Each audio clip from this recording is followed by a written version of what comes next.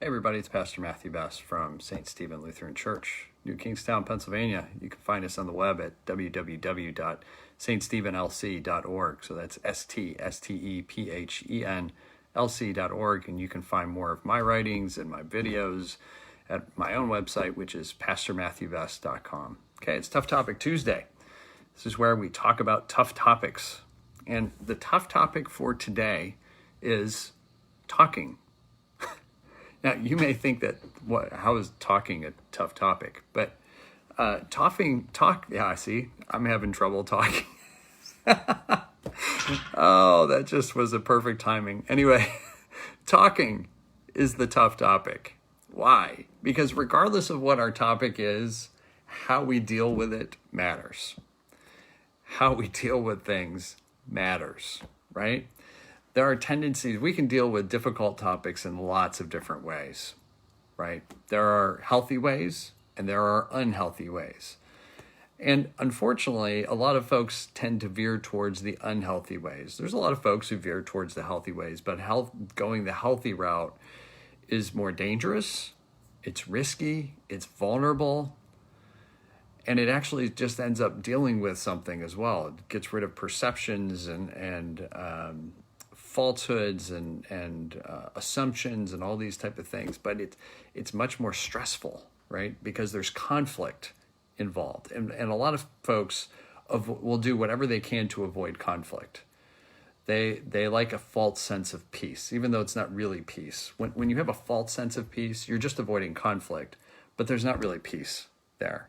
You just have the avoidance of direct conflict in that case, and that's not healthy. It's not. It reduces the anxiety level and the stress level temporarily, but it's going to come back up as soon as the issue comes back up. Whatever the issue is, it doesn't really matter. So I want to talk about talking. So how do we talk about tough topics? First of all, again, this is like I've talked about with so many different things. There's going to be people who just refuse to talk about difficult topics. You just have to acknowledge that fact that there's going to be people because they've never had to do it before, and whether for positive or negative reasons, right? Some people have this is what they've been taught and they've learned that you don't ever deal with things, and so this is what their normal is, and so you have to accept the fact that this is what some people think is normal. They've never experienced a different way of dealing with things, or they've had a conversation, what they called a conversation about a difficult topic, and it didn't go well, and so now they avoid it, right? So you need to be aware of who are you talking with when it comes to a tough topic. Is this somebody who has been trained into a certain way of thinking of what's normal? Are they capable of thinking that, gosh, there might be another way of dealing with something? Are they open to the possibility? What's their relationship with stress and anxiety? People are really complicated. We need to acknowledge that fact. So that's the first thing. Understand who you're having a tough conversation with, to know where are they. Some people are also immature about dealing with tough topics. You just need to recognize that. Some people have other type of mental health issues associated with them that don't allow them to be able to have difficult conversations, and that's just the reality of things. And then there are people who are also abusive and destructive, and we need to acknowledge that fact as well. And so maybe having a difficult conversation with someone like that is probably not in your own best interest, at the very least. It could end up turning very destructive for you. And the idea of having a conversation on a tough topic is not to put yourself in harm's way. It's to have a resolution about something. And sometimes you're not going to be able to do that with everyone that you come across. So that's the first thing, is recognize who you're having a conversation with. Are they open to having a difficult conversation? Are you open to having a difficult conversation, or are you emotionally attached to something? So you got to look at yourself too. Where am I with this difficult topic? Am I emotionally attached to something? Am I going to get triggered when somebody says something that's going to end up making me go into some kind of fit of rage or something of that nature. Recognize what those are. If you're aware of them ahead of time going into the conversation, you have a better chance of not getting into a fit of rage or losing your rational sense that you need in a conversation. And it doesn't mean that emotion is bad by any stretch of the imagination. Emotion has its role, and so does rational thought as well. And so the two are supposed to work together, not be at odds with each other, and not to allow one to go over a top of the other one. So who are you talking with? Number one, where are you in the current moment is number two. And then number three is terminology, the words that you use. You can't control what somebody else is going to say, but you can control what you say and how you respond to things. So it's always best to start with I statements. I believe this. I have experienced this, right? Not you, because that's accusatory. And you're not going to get anywhere. The person's just going to put up a wall of defense, and you're not going to get anywhere with that because they're going to feel like they're being attacked. And I can guarantee you that if I say you did this and you say this and you make me feel this way, you're going to get defensive on that as well. It's a normal human thing that's going to happen. So I statement's really important. The other thing is, what is your purpose? What's your intent with a difficult conversation? Is it to win a conversation? Is it to move towards truth? Is it to reconcile a relationship? What's the purpose of the difficult conversation? Because your purpose is going to determine how you talk. If your purpose is to be right and to convince the other person, then you're going to be pretty harsh on somebody and their arguments. You're going to slam them down because you're concerned with being right. If the relationship is more important than being right, then your language is going to change and you're going to ask questions. And if you're seeking the truth, those type of things, you're going to ask questions as opposed to making statements that are going to, that you know would trigger a response, those type of things. So that's a couple of things about having a difficult conversation, regardless of what the topic is. I will tell you that I don't think we're really good at having difficult conversations. I think we suck at having difficult conversations. All I have to do is take a look at the political discourse, the religious discourse, the discourse over sports, for goodness sake, how we refuse to talk about money, how we don't talk about race, really, except to start throwing accusations and slogans and all this other junk around, as opposed to actually talking about a difficult topic. Same thing with, just pick an issue. It really doesn't matter. We're terrible at having difficult conversations. We haven't been taught how to have difficult conversations. We don't have practice in having difficult conversations. The point of a difficult conversation is not to be right. If that's how you're going in to a difficult conversation, that's not a difficult conversation, that's a debate. Debates are different than difficult conversations. Difficult conversations are trying to get a sense of, how did you come to your conclusion? Now let me share how I came to my conclusion, and let's see where this takes us. That's a difficult conversation, as opposed to a debate, which is you're wrong, I'm right. We're really good at debating, and look where it has gotten us.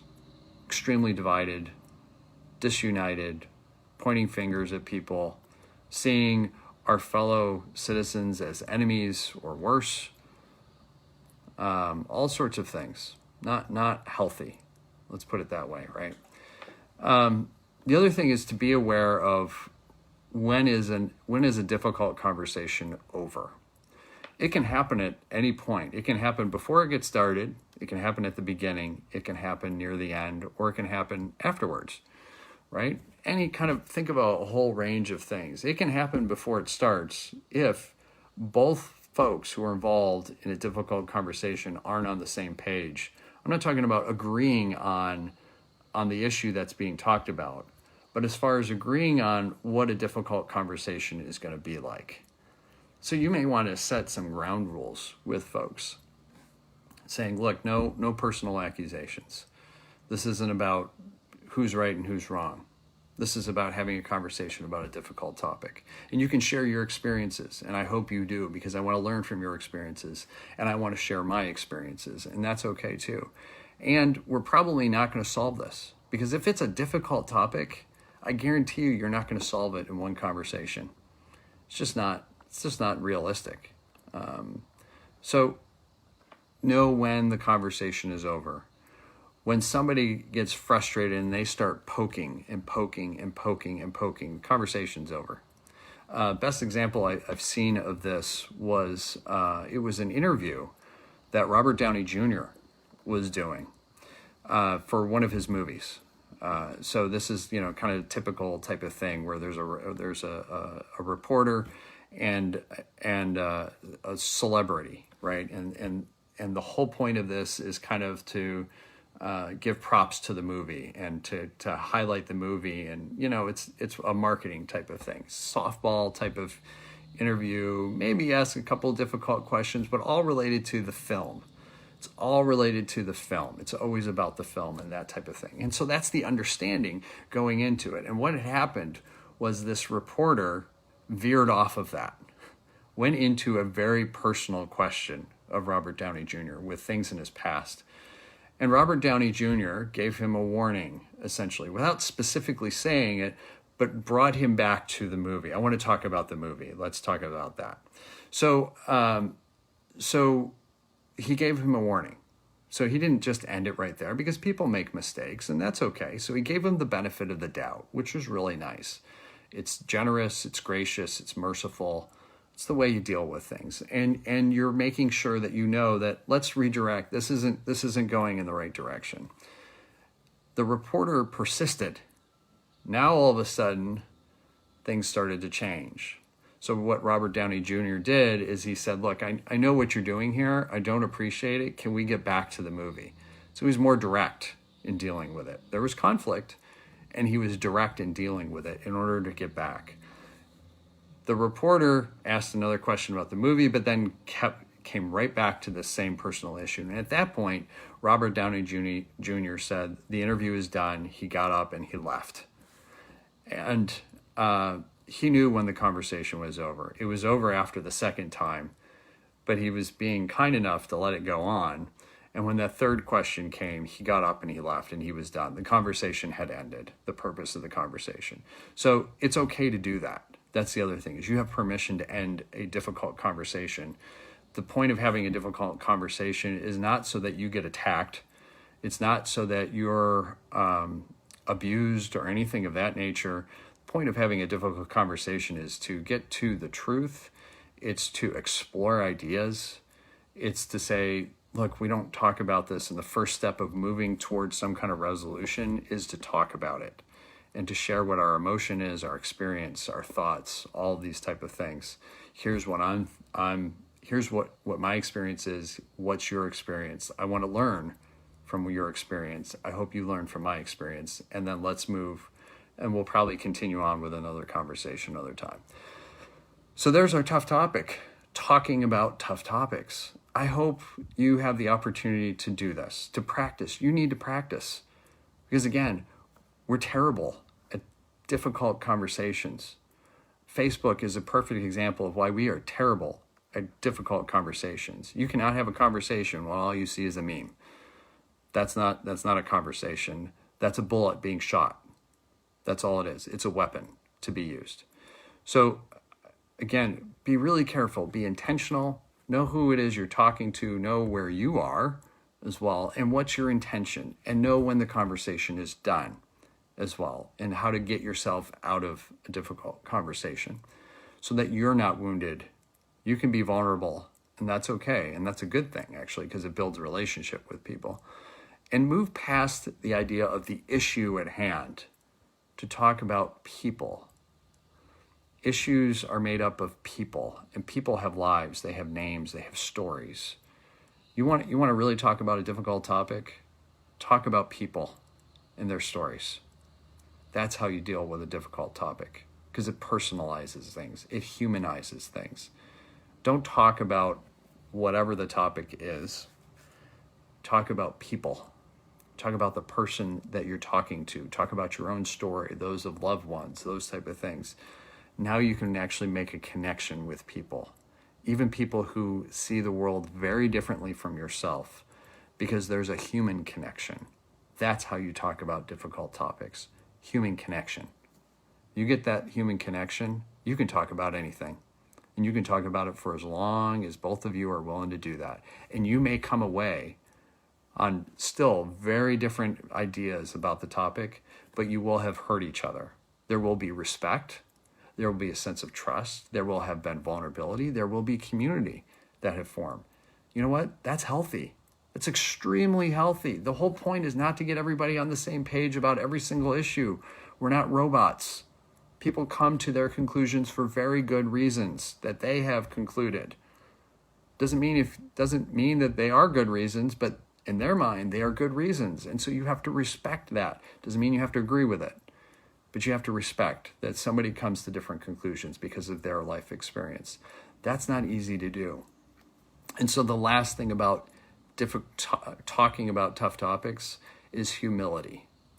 You have to be humble enough to say, I don't have the answers.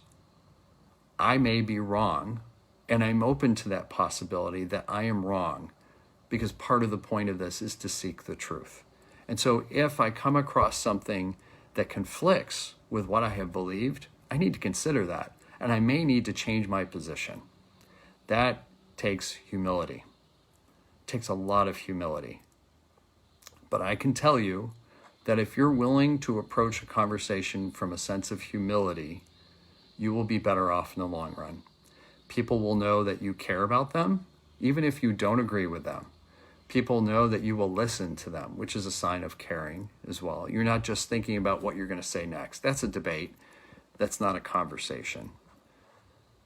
Those are really important. That's how you have difficult conversations. Practice this. Practice it on things that don't matter.